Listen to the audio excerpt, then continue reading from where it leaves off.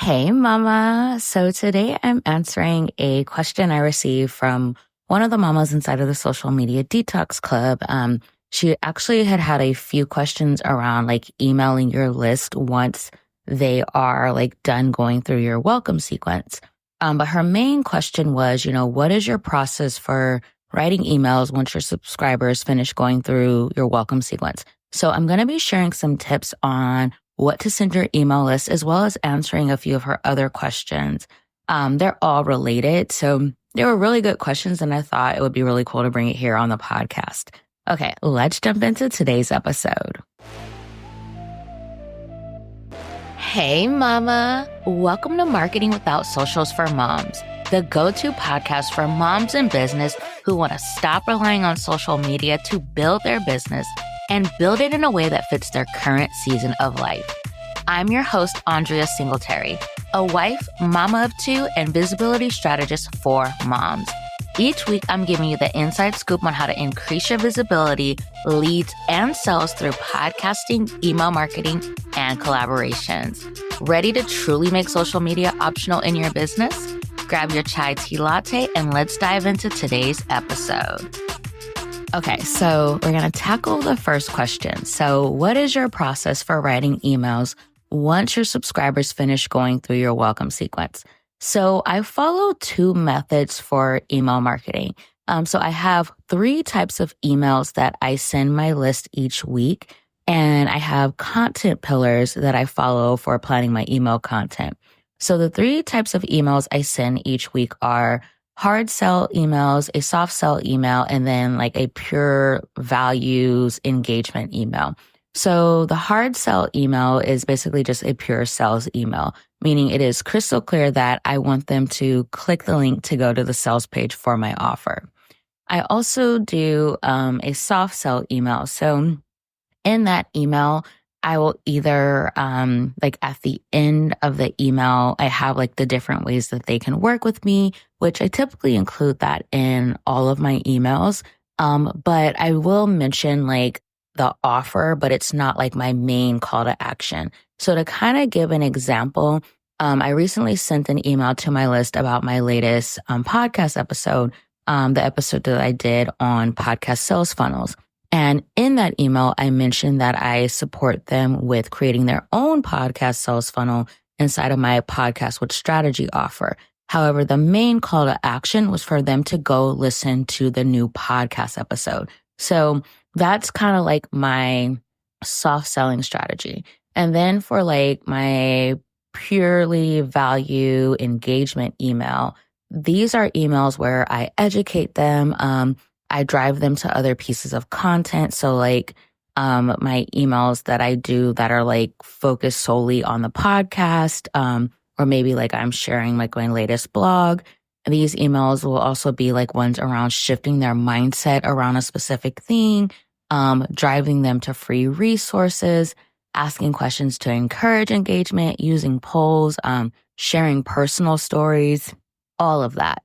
But the thing is that like for each of these email types, there's always going to be some overlap. So like even in a hard sell email, I will also include like a personal story, or, in an engagement email, I may mention, soft sell and offer. So there will be some overlap, but like if I'm sending out like 3 emails a week, which I typically do, I do one of each. And then each of these emails also fall within like my content pillars, except for like the pure value engagement type. It wouldn't always necessarily fall within, one of my content pillars is like a sales content pillar. So it wouldn't necessarily fall within that because I don't sell in those emails. But my content pillars are thought leadership, connection and trust, and then sales. Like, I know it's not how people typically talk about content pillars, but this makes the most sense to me. And so this is what I follow. But for thought leadership, I will create content like around problem awareness, mindset shifting content, what makes me different, like my polarizing opinions, that type of thing. And then my connection and trust. This is where I'm creating like more relatability content, sharing my story, my client stories, my values, my beliefs, my frameworks, and my processes. And then the sales content pillar is like just sharing client stories and transformations, as well as sharing my own stories of achieving transformations, like implementing my own frameworks and processes, problem solution content, objection handling content. Like that's kind of like falls into that sales content pillar. But again, there are times where these overlap. Like it's not always like, oh, this is just thought leadership. It may be some thought leadership, and I include like a little bit of relatability to build that connection and trust. But that is kind of like how like my email content, like how like the categories, so to speak, that they fall within. But that's kind of like a broad view of how I plan my content. So there's like no right or wrong way to do it. I think you just being really clear on what your goals are and creating content that supports those goals. And so when it comes to like selling in your content, the biggest thing is building that trust first, right? And so that's why I make sure to include ways to build connection with my audience and really build that trust. So one of the things that I do is on my emails that I send out on Saturdays, I have a section where it's more personal. So like I share kind of like what is going on with me as a mom, what is going on with me as Andrea, the woman and the wife, books I'm currently reading, TV shows or movies I'm currently watching. And so just sharing those little personal tidbits have really been great in connecting one-on-one with my email community. So having them to respond back to my emails, sharing that, oh, they're reading that book too, or they're watching that show too, or just like really just being able to relate to some of the experiences that I share and everything. And so that's a really big part of it. Like, I know this isn't like supposed to be only be about sales, but like at the end of the day, when it comes to sales, it's all about trust and relationships. And so part of building trust and relationships is sharing, that relatable content, showing people that you are a human and that you enjoy similar things as them and different things like that.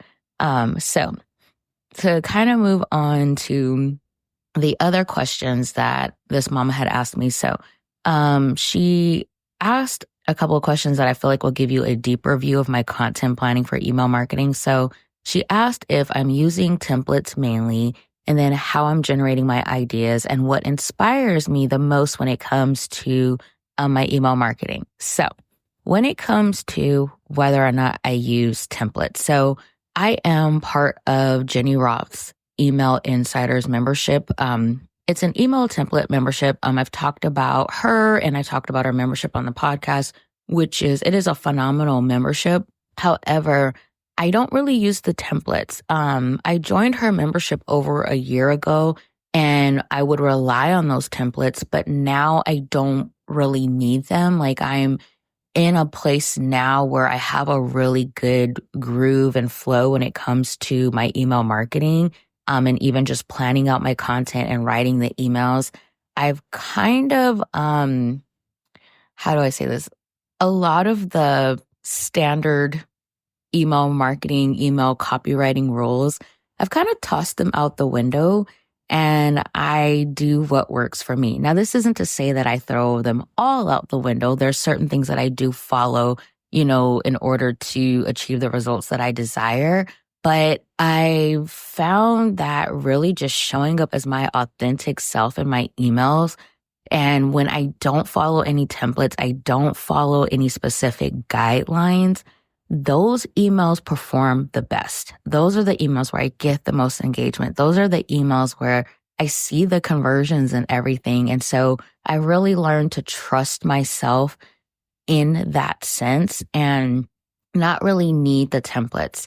Now, I'm still part of her membership. She actually recently changed it to I think you pay the one fee and you're in it for life. And so there are times if I am experiencing a creative block, I will go through the templates to see if it gives me any inspiration or ideas for emails, or maybe like there's a topic I really want to write on. This is more so like for like maybe a sales email where I will like refer to her template for, like as a guideline in that sense, like especially if I've been writing like a lot of sales emails and I'm like, over it. But for the most part, I don't really rely on them. Now, this is not to say anything against the templates because she is a phenomenal copywriter. Her templates are absolutely amazing. And one of the things that I did love about her templates when I was using them was that I was able to easily infuse my voice into it. Like I didn't feel like I needed to use her template word for word. I was able to like really take it and make it my own.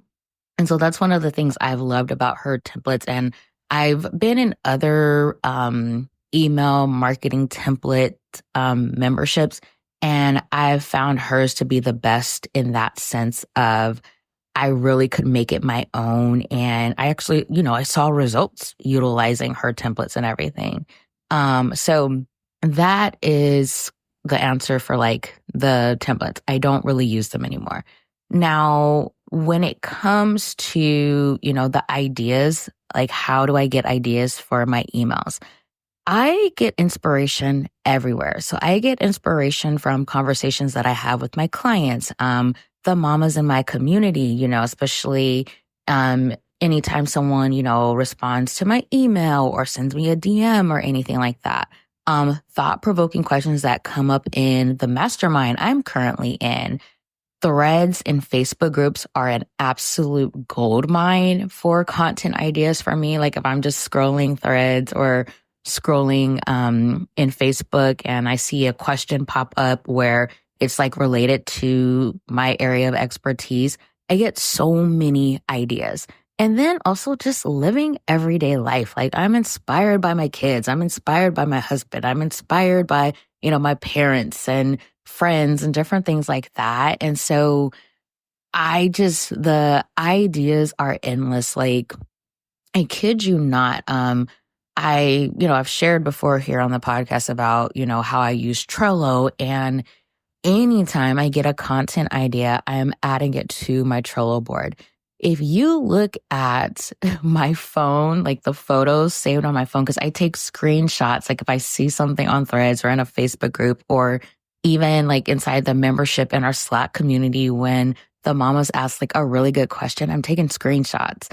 And so I always have like ideas, like I always have things that I can pull from to plan content. And this is for content, not just for emails, but for my podcast, content for Threads, when I post on Threads, I just always have these ideas. And so that, like, I know that's like super broad, but, that's how my brain works. I don't know if this is like, part of having ADHD, which I believe it is, we're just always generating ideas, but I see inspiration everywhere. And so to kind of, I guess, answer that next part about the inspiration, like it really is my community and my clients that inspire me. Like even you who listen to the podcast and you guys send me a DM or send me an email, like you guys ask the best questions and they get me so hyped up that I honestly can't wait to answer them either via email or on my podcast or on Threads. I mean, this whole episode was because of one of my club members asking multiple questions. And I was like, oh, these are really good questions. And so as you can hear the excitement in my voice, like I'm always inspired and I love talking to you guys. Like I said, when you guys send me DMs, when you send me emails and different things like that, like I love talking to you, and I love like taking the questions that you ask and turning them into content, because I know that if you have that question, there are other people in my community who have that question, or there are other people who are my ideal client asking the same question. And so I want to be the one to answer it. So yeah, that's kind of like where I get my ideas from and everything, and how I go about my email marketing. And I would say the biggest thing is that have fun with it. I think that sometimes we can get so hyper focused on trying to do it the right way, when in reality, there is no one right way. One person will do it one way and another person will do it another way. I think one of the things that really helped free me was I recently had Stacy Braga. I will link her information in the show notes. She is a phenomenal copywriter. She did a copy audit on the Social Media Detox Club sales page. And she gave me this amazing idea for like the final call to action. And it was one where it was like, basically, if you've looked at the sales page, it was like something along the lines of, I know you've read the sales page from the top to bottom probably twice. And I was just like, wow, I can really say what I want to say, even on my sales page. And so I'm now I've already started kind of applying that mentality to my email, the past year. If you've been on my email list for the past couple of years, last year you saw a major shift in the way I wrote emails. And so what I'm getting at is being your authentic self, being the real you. One of the things I tell my Social Media Detox Club members all the time is when you're guesting on podcasts, when you're doing speaking engagements, when you're, writing your emails, be the person that they're going to get when they work with you. Be the real you, infuse your personality and everything. And so since leaning into that, it's made writing emails so much easier, but also I love it. I enjoy it.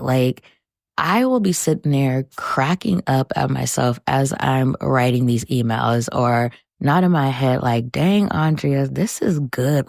This is going to get somebody together this week.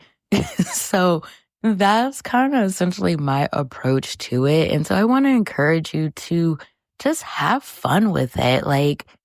Yes, you want to make sure that it supports your overall goal. But I think when you finally just kind of let loose and be who you truly are, everything else will come together. And so, yeah, I know that this was a lot, but I hopefully, you found it helpful. And if you want more tips and strategies on email marketing, the first 2 episodes of the Make Social Media Optional Private podcast breaks down all of my top tips and strategies for leveraging email marketing for nurturing and converting your community into your offers. And so it's a free private podcast. You can grab that, or I should say download that at mamaturnedmompreneur.com/private podcast. All right, Mama, I'll catch you in the next episode.